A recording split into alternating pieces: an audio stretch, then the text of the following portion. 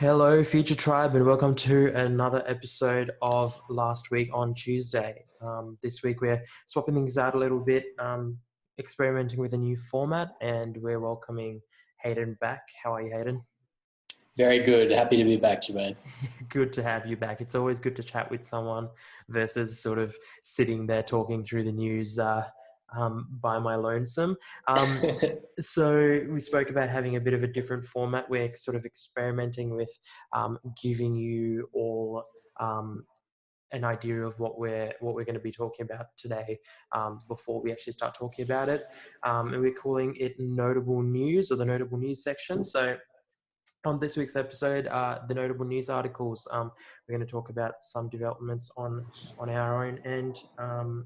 We also have YouTube testing ad buying. It's an ad buying tool that lets you reserve ad placements 120 days in advance. Nike buys their own agency, content sort of marketing agency. Visa, MasterCard, eBay, and Stripe are also leaving the Libra project, which is the Facebook currency project. Quora adds 3 new targeting options for advertisers.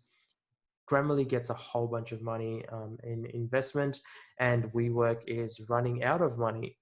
Let's roll into this week's notable news. So, starting things off, last week's newsletter. This is news on our own sort of front. We're now merging the newsletter that we've maintained for clients for a while now, and the podcast. It all sort of falls under this Future Tribe banner. We'll have a link in the description so that you can sign up. This is sort of our move to consolidate things a bit more. It helps us sort of consolidate our costs and expenses, and lets us sort of manage one singular newsletter versus managing multiple. The big thing here is, Hayden may have heard me say it a few times to even clients, is, it's always easier or better to have one or less or fewer platforms to manage and manage them well than to have a whole number of platforms and manage them poorly. So it's more of a quick news on our end, just regarding that. But rolling into the other news, YouTube is testing an ad buying tool that lets you reserve ad placement for 120 days in advance. Tell me more about this, Hayden.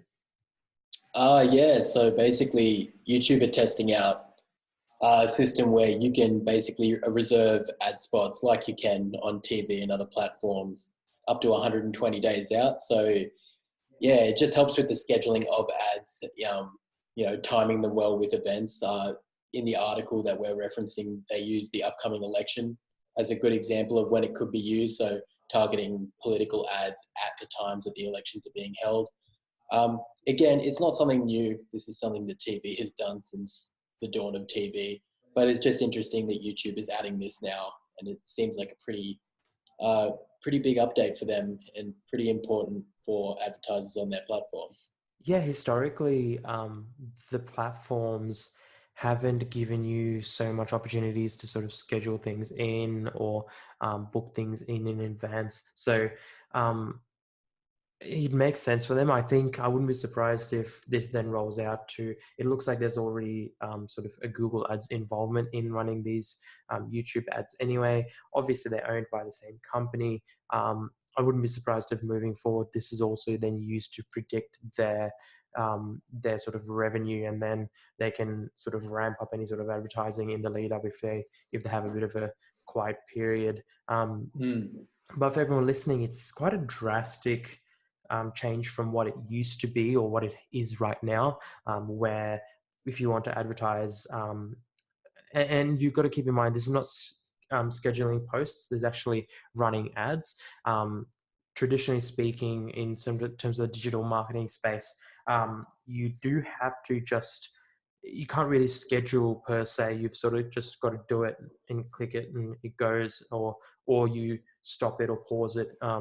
There's not so much room for this sort of planned in advance sort of marketing. But Have you done Nonetheless, much YouTube advertising? to be honest, no. I I- I've found that YouTube advertising is is generally hard to recommend for people because their targeting can be a little bit hit or miss. But saying Mm. that, Google, I'm sure, is refining the YouTube advertising sort of methodology and technology. Yeah, because that's what I've heard about it as well. I've heard about it like it's pretty expensive, especially for smaller firms that to get any sort of traction on the platform, it's a bit pay for play. And the second you stop paying for it and they stop running your ads, it really doesn't help out your business that much. But I just wanted to see whether you had any different insights into it. Yeah, no, we haven't done much because of that sort of cost barrier. But and I guess because it's video advertising, their shortest ads are still like 15 seconds. They can charge a fair bit. If you think about sort of advertising platforms as a whole, I don't think anyone, apart from TV, I mean, the streaming mediums don't really advertise in terms of the video streaming services. So apart from TV, no one really has you captive quite like YouTube does, because Mm. YouTube can take up a majority of your screen. Yeah. So I guess they're justified in sort of asking for a lot of money. I think that's the thought process behind it. Yeah. I mean, now that you say that, it's sort of interesting to think about how YouTube can leverage the fact that they're probably like one of the top three, like what am I looking for? Like multimedia, not just audio, not just, Yeah, uh, multimedia marketing platform yeah, wise, yeah, yeah. they're it. I mean, like I said, apart from TV, and YouTube has all the benefits of TV without any of the negatives. With Mm. TV, you can't click through and track that directly and take someone to a website. Guess what? If you click on a YouTube video, you get taken straight to where you want them to go, versus TV forcing you to have to bring out your phone or whatever device. I mean, Yeah, that's yeah, another thing, to bring out like something that can to help follow you. it up. Yeah, Yeah. to actually make a sort of sell through from that platform. So, anyone listening, if you've thought about YouTube, I'd be interested to hear, or we'd be interested to hear, if it's worked, if you've tried it in the past. I think I'm now talking myself into sort of experimenting with YouTube as well because there's a lot going for them. Yes, it's expensive, but the reason it would be more expensive is because there's more value. So overall, it should equate to a net positive gain, if not a net sort of neutral gain. So shouldn't hurt you too Mm. much. But nonetheless, would be interesting to check out. Moving on, Nike has bought an agency. Um, so Nike, uh, we all know Nike. They're a sports brand. They're a sneaker brand. I can't think of anyone who hasn't heard of Nike. Um, but they've bought a company called Trace Me that but um, who'd be better known by a service or an app called Tally. So this app is a platform aimed at sports teams, broadcasters, and venues to help fans engage around sporting events. Have you read much into it, Hayden? Yeah, so originally this was a startup co-founded by an NFL player, the ex-quarterback of the Seattle Seahawks, who was a very notable player, pretty big in the community. And it was originally basically about creating content, by people who work in the industry, so the players, the coaches, and stuff like that, to Mm-hmm. give the super fans to sort of look behind the curtains into the life of a professional athlete. But recently they laid some people off, sort of rebranded into more of into an app experience that you would use on your smartphone, where you can answer questions and sort of, I don't know, play games while you're watching sports. Mm-hmm. Um, in the same way that a lot of broadcasts will ask you, questions about the history of cricket if you're watching cricket, or the history of basketball if you're watching basketball, and stuff like that. Yeah, and if you're watching at home, Jermaine just got it up on the screen. It is, it is a bit confusing, but it's interesting that Nike's delving into this online content um, creation space so heavy, and that they haven't brought on an external content creating agency to do this for them. Yeah, that's what I think this will evolve into. So we've talked in the past about owned media and sort of that rented leased media. To quickly cover it off, owned media is basically any sort of platform where you own the whole experience and own the code base to an extent. And then leased media is things like Facebook and Twitter, or even YouTube, where you're not really owning much of it. You might own the content itself, but it's placed on platforms that are out of your control. This I wouldn't be surprised if this sort of turns into a game or play by Nike to then start producing their own content and sort of owning that a bit more. Makes sense. There are, what was it? I think last I read they were 120 billion, 117 billion US dollar sort of market capitalization, which is more than twice the size of Adidas. So their creative, their agency budgets would be massive. Yeah. Obviously big enough to spend, millions of dollars, tens of millions or hundreds of millions on just acquiring an agency and spending all that through themselves. Yeah, it should be noted just for the listeners that this isn't like a massive merger or a massive acquisition. I'm pretty sure the Tally team is only about 15 to 20 people, and they'll only be working specifically with Nike's Seattle office. So I don't want to make it out like it's some sort of huge merger like a between a content. transformation of what's happening in the content marketing space. It's sort of a precursor. Yeah, but it is indicative of what Nike is trying to do. I mean, they've recently had a big online e-commerce push, and that has worked out pretty well for them. I mean, they only started selling like products on Amazon a couple of years ago. They're now launching like exclusive membership programs, alongside all this stuff. So it'll be interesting to see how much it pays off for them, because I have no doubt it will. Nike are pretty smart people. Yeah, it might be sort of the transformation of, again, we as individuals, I mean, even from a business point of view, I get told all the time to try and come up with a business model that isn't so much project based, but more ongoing sort of fee based, because that is actually really good for cash flow. So you can predict sort of what you're going to make next month and the month after. We've seen Apple make this significant shift in that same direction, because if you think about Apple, back in say the iPod days, the iPhone days, they're actually a hardware company. Yes, they made nice software, but the software was running on their hardware, and they were sort of a hardware business first. But it was a nowadays, peripheral of the hardware. It came, built in. Exactly, as part of the hardware. But now we actually, I think from everything sort of that's happening, it looks like, or it is obvious that Apple too is shifting to this. I mean, they introduced the Apple TV sort of TV streaming service, and even Apple Music is like probably the biggest example of that. Yeah, how now without even thinking about it, you get $15 taken out of your account every month. Exactly, you barely even notice it. And you would think, I mean, for the layperson, for the average person listening to it, it doesn't make as much sense. Why would you spend why would you want to get $15 from a customer every month versus say $500 or $600 from them every year? But really, and again, this is going back to Nike as well. They're looking probably for models where they don't rely on one-off big sales, because cash flow wise, it's not as consistent as these smaller sales per month. So it sounds like Nike's sort of taking that angle as well a little bit.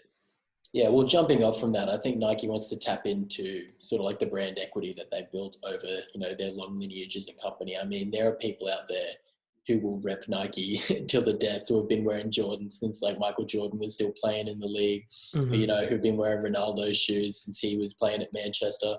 I mean, like, I think it's interesting. I would like to see how they get people to sign up for a subscription model for an athletic service. Yeah, I think, but I wouldn't be surprised if there's something, you buy their new boots and there's a little business card sized ad in there saying sign up to Tally and get 20% off, or even if it's just sign up for free. It probably makes sense for Nike to offer this as a completely free service. Well, yeah, well, Tally is free to play at this mhm, point, so mhm. yeah. And then they'll look at sort of commercializing it and making money through it later on. Mm, yeah, It's a smart definitely. idea. I mean, Yeah. though, I don't think they'll monetize from it directly. I think they'll just yeah, use it to build bolster up. brand. Yeah, just, keep people engaged in their brand, when you're watching sports. I mean, like Nike's done a lot of investment in that, not to keep harping on about it, but they spend a lot of money ensuring that, you know, if you watch an NBA game, they're all wearing Nike jerseys and they're all wearing Mhm. Nike shoes, and it's not that much to it's not that much of a stretch to be on your phone with a Nike product in your hand, just Yeah, playing a little game while commenting the on other it. recs are on. Yeah, Yes, just keeping you yes. engaged, keeping you, under the umbrella of Nike products. I mean, you were going to do it on Facebook anyway, right? You were gonna complain about the ref at the last week's Roosters Raiders game on Facebook. You might as well. Nike's thinking, Do it on a do that platform on that they tablet, own. do that on Yep. exactly, do that on their own platform, get an understanding. I mean, if you even mentioned sort of the sponsorship and being on jerseys and things like that. Did you hear about the superhuman who recently broke the 2 hour threshold for the marathon? Um, Yeah, that is crazy, man. it's In two insane, hours, you but can't he even was watch a lot of sponsored by movies in two Nike. hours. He was Yeah, sponsored yeah. by Nike, and then you look into his video. I actually watched a bit of it. I don't know why I'm so into running, but I think superhuman sort of feats are always nice to sort of look at and good to sort of remind yourself that Wow, I there's can't do that. well, you can't do it, but it shows you that people can do it, you know? I'm not saying, hey, that's going to motivate me to go to the gym. I'll go for a walk today, but it's, but I guess my point was going to be that they were talking about his training regime and all the footage, everyone, training in Kenya in the middle of nowhere.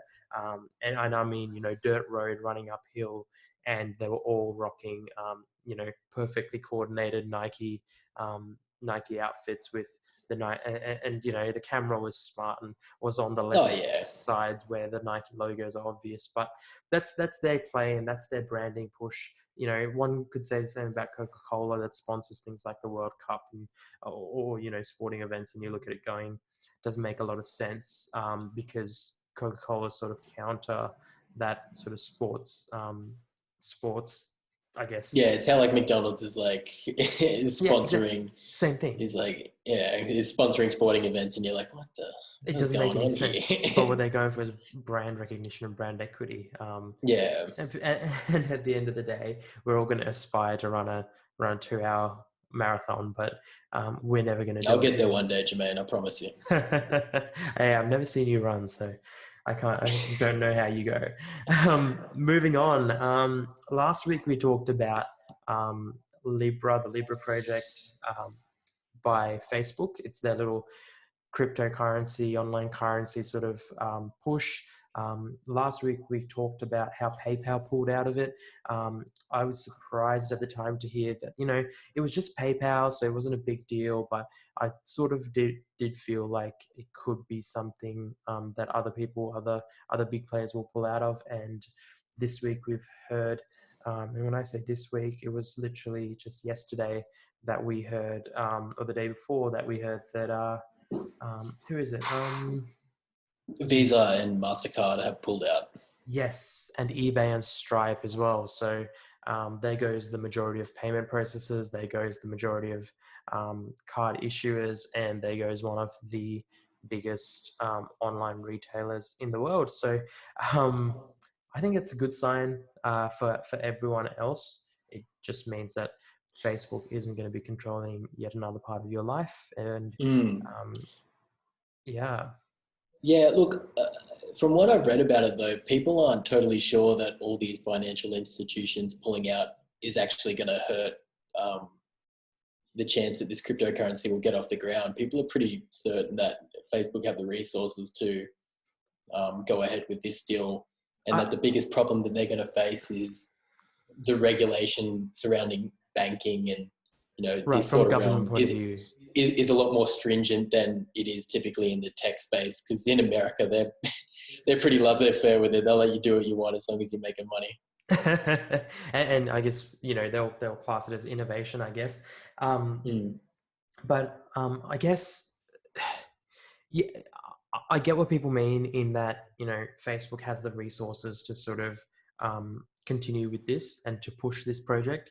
But on the Mm. flip side, not having a whole bunch of supporters will make it that much more difficult. My fear was that by having all these other brands behind it, that we'll see this push of, you know, traditional e-commerce, traditional money sort of businesses, financial businesses pushing this would mean that we'd, you know, get this adoption rate that was quite a fair bit higher. But Yeah, yeah. so by them leaving, I get the argument that Facebook has the resources to keep going, but But I think it legitimizes them. I get what you're saying, that's that it. That's it. having these names attached, even though it doesn't, you know, it's not really a financial incentive. I mean, it wasn't going to make or break the coin. It does, you know, give the consumer a bit of confidence, because I think that's what a lot of people lack with crypto, Exactly. is because they don't understand it, and it's attached to things like, you know, the dark web and all and other nefarious stuff, that people sort of have a negative outlook on it. But I don't know. I still think we'll see this eventually. Probably when Facebook gets out of court for Whatever else that millions they've of been things doing. yeah, they're doing wrong. Yeah, exactly, exactly. I mean, we'll just have to wait and see. I am still, you know, cryptocurrency is fantastic.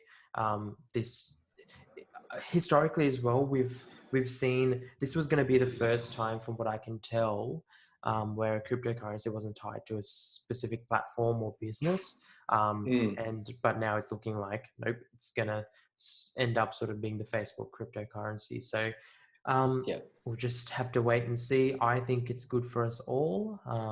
Just one less way to Mm, be stuck in sort of the Facebook world. And also, if it succeeded, it could have been a thing for then Apple, for example, to take up and go, okay, we're going to launch our own yeah. cryptocurrency. And if Yeah. it's not going to, you know, maybe they're just too early to the game, but we'll just see how it sort of turns out. Moving on, Quora. I love Quora. Quora's added 3 new targeting options for advertisers. I love talking about these sort of less traditional approaches to advertising and marketing. Mm, A lot of people would love to, you know, um, advertise, but they only know Facebook advertising or Google AdWords. This is another reminder that there are all these other options out there. yeah, that Have are you just used as Quora big. much? So no, I haven't. I actually, that's a lie. I have to ask like certain very niche questions, and like, but I've only used it once or twice. But I have used it as like a person who is like seeking answers and like wanting, Mm-hmm. you know, quick replies and stuff. Yeah, I mean, it's interesting. I haven't read too much about the ad integration. Mm-hmm. Could you give me like some context on it? Because I saw it's now gender based and keyword based. Yeah, so it's around targeting. So they're letting you target a blend of well, target their technology is using their existing keyword targeting and question retargeting options. Okay. But then you can also target people who've shown interest in a specific area. So it's a bit more predictive, but it also sounds a bit more sort of we're tracking you to know what you're looking for sort of angle. Um, Mm, so let's you say target ads for people who've visited specific groups of questions, say in the last 20 days, for example. Quora's done very sneaky integrations where they advertise. So on Facebook, for example, it's pretty obvious what's a Facebook ad and what's not. Um, mm, at least is for me. On Quora, the ads actually incorporate really well into the same format of the questions themselves. yeah. They like blend in very nicely. Um, so this option is just going to make it even more. I guess we're going to hit this point where, you know, how many of these clicks are going to be not so positive for the advertiser, because if I'm looking for a specific answer and, you know, you try and sell me on a product in that same area, it doesn't necessarily mean that I'm looking for a product. But Mm, I do like Quora. They're also introducing gender targeting. I don't remember them or Quora asking me for, what gender I am, but I guess again, they can make assumptions based off the types of questions I've answered and Oh the yeah, types of things I'm paying attention to. oh yeah, Um, definitely. Apparently, they've seen advertisers have conversion rate lifts of up to 40% on their campaigns with gender targeting. So, um, yeah, that's a big, big difference. Yeah, And it makes sense, yeah, someone's going to advertise raises to us, but they might not necessarily advertise that to a female, at least not a razor for your beards. So yeah, it makes sense that there's that increase in conversion. yeah. It definitely Um, does. the other thing was browser targeting, so they'll be able to look at what browser you're using or what device you're using, and then um, target you specifically. I don't know. I guess they're talking about the capability being good for software that is designed to be browser specific, but Mm. I don't know that there are a lot of that. I can't remember the last time I opened up a program and thought, and it said, you've got to open it up on Chrome or Internet Explorer or whatever Look, else. the only two that I could think about are like extensions that are specifically for Google Chrome, or Hmm. I could think because they talk about platforms in general, probably like an app that is exclusive to like the Apple iOS Ecosystem. platform. Yeah. Yeah, Yeah. and yeah, those are the only two I could think about. Yeah, But yeah, it's but then the catch there is though, like the app side of things, they could have targeted. Well, one would think that it's already an option to target the iOS app or the Android app. mm, But I guess we're looking at this also from a okay, it's Safari, so we can now target Safari, and then it's safe to assume that the person then wants Mac specific software. So yeah, I get what you mean, and that makes sense. mm, mm. Moving on to the last two articles, Grammarly gets 90 million US dollars in investment. I think that puts them at about a $1 billion valuation. I'm a Hey, massive fan of Grammarly. I don't know if you same use them here, too much. Yep. same here, And big they time. keep just innovating.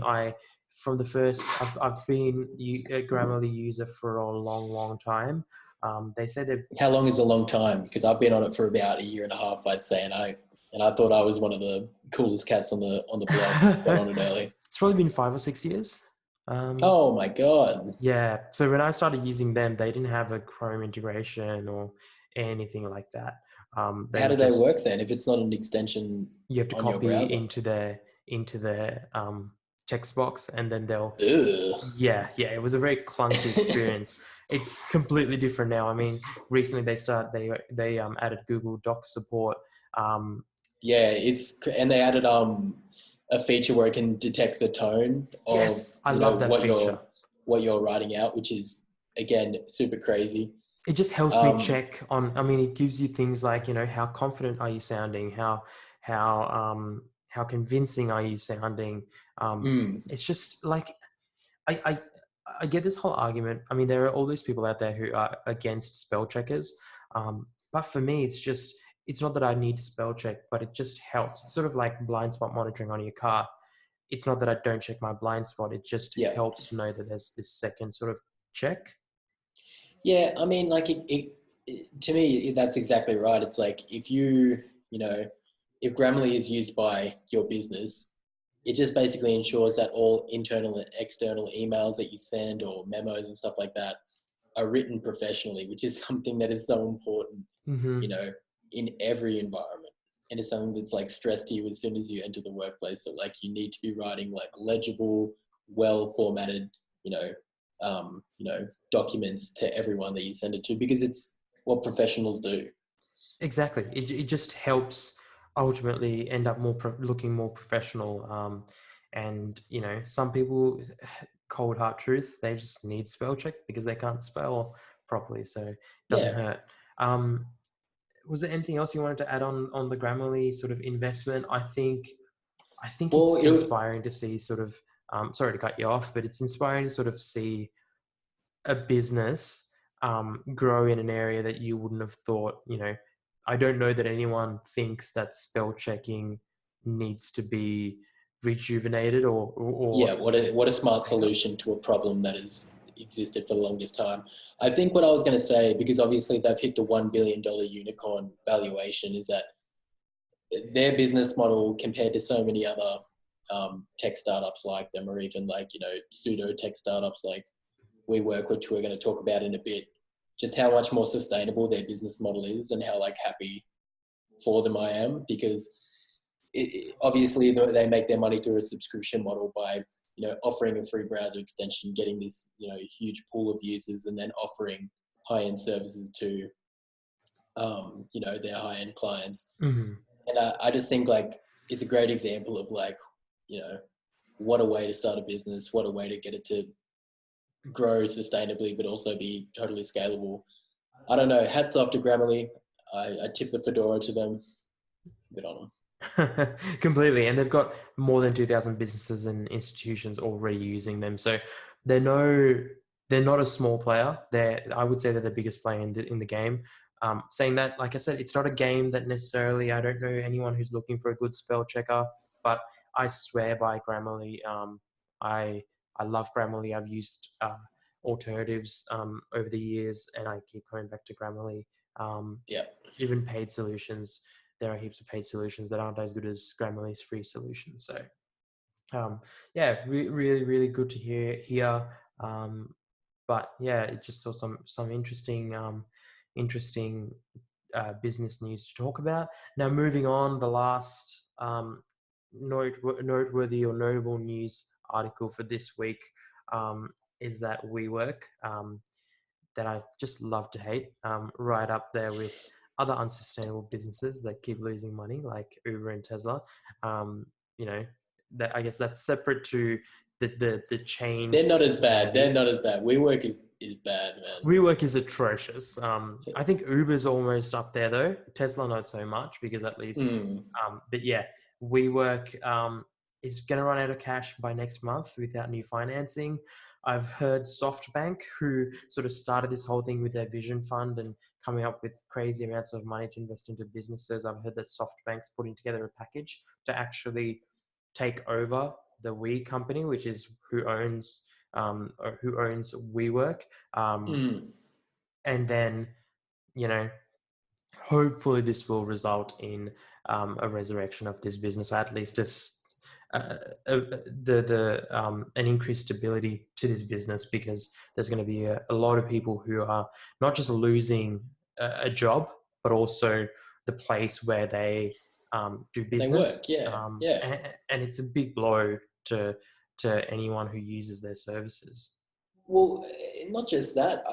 I don't really understand what's going to happen if they go into liquidation regarding these long-term leases that they sign, because obviously WeWork's business model, for people who don't know, is they take on long-term leases, from the people who are renting out the office space, and they offer shorter-term leases And to break down the to their big space into tenants. small chunks. Exactly. And in doing that, like, will these contracts become voided if Mm-hmm. they go into liquidation? And then, like the flow on effects that will have to the workers, like you said, who now have no place to work out of, because these shared offices aren't just, hot desks, they're conference rooms, they're specialized offices. And Yeah, or they're then, large offices with teams of 20 in them. It's WeWork was growing into these.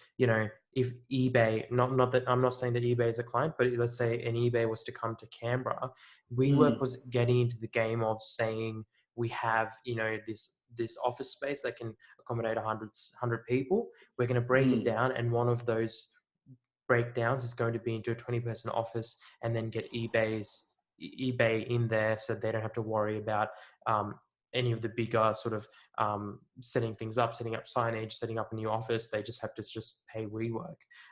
So yeah, like you were saying, it's not just hot desks, it's not just even conference rooms, it's big established businesses that suddenly may not have somewhere to get work done. mm. I It's just a mean, big dent. it, it's an interesting marketplace to me, because I'm not sure it's one that really, I think it's one that serves a lot of small players rather than, a couple of, Yes. a duopoly or an oligopoly where you have 3 or 4 or 5 firms who, you know, I mean, saying other this, kings of office spaces. there's Regis, who, Yeah, well, Regis is the example of like the one who's doing it right. Am I correct? Like they're the ones who have even more office space, but were like valued at 1/10 of the market cap yeah. that WeWork were. And yeah, if you have some spare time, listeners, go like watch some YouTube videos on why WeWork sucks. They're very entertaining. Yeah, well, what is it? I think, yeah, Regis is valued at something like 5 billion Australian dollars, and Mm. they're a sustainable business who made an operating income of 154 million pounds last year. So they're much Actually more making sustainable. money. That's very weird for a startup. Yeah, well, Regis isn't a startup. Regis has been around since 1989. Oh, Yeah. They're a very established player. It's for some reason, WeWork WeWork was a traditional business. I liked that you call them a pseudo tech company because they were actually valued like a tech company. The thing with tech is that, like a SaaS business or a software as a service business, you can multiply it, you can scale the business up without at no increasing. cost. Yep. Exactly, low cost, because you don't have to have, if we were to expand and do 5 different podcasts, we need 5 different Haydens, we need 5 different Jermaines. Whereas if there were no Jermaine and Hayden involved in the production of a podcast, and it was just computer space, we just need 5 times more computer space, which is much cheaper. So Yeah, I mean, yeah, you think about like PayPal, it doesn't matter whether there's 1,000 users or there's like a no, million users. It doesn't really it doesn't. There's the change the support fixed side of cost of things, the but business. that's it. And There's a very marginal cost increase. It's not exponential in the same way. mm, mm, So WeWork was priced as if they were a business that didn't need people to operate it, that didn't have to take on these big leases. In fact, WeWork, I believe, started actually buying office spaces, and then they would also as a factor in the natural or the assumed increase of value of that actual space. Um, mm. and then they would sort of factor that into the value of the business. But ultimately, I think we've seen that it just doesn't make any sense, doesn't work that way, at least not at that Yeah, rate.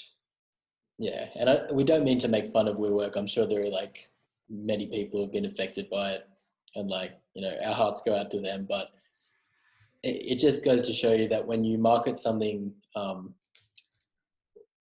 sort of, what's the word I'm looking for? Like, you know, man, I'm blanking on that. You're marketing it something it isn't, basically. Like Yeah, when you're yeah, you're you've got to be acting, honest. yeah, it's dishonest because a lot of the language that WeWork used, was very ambiguous, very much like what a tech company would use, and I don't know, very misleading, I think, and it's sort of like a cautionary tale for people who are investing in these businesses and also starting up businesses Yeah, I mean, about, just go slow and steady. I think some businesses need an injection of massive amounts of cash to begin with. That's a different story. But if you can go slow and steady and grow at a natural rate, then maybe go that way. But that sort of, I guess, wraps up this week's last week on Tuesday. Hope you liked the news articles that we talked about. If there's anything that we missed, let us know. Our contact options will be in the description as always, and so will the news articles and the links that we covered today. Thanks for joining me, Hayden. not a problem.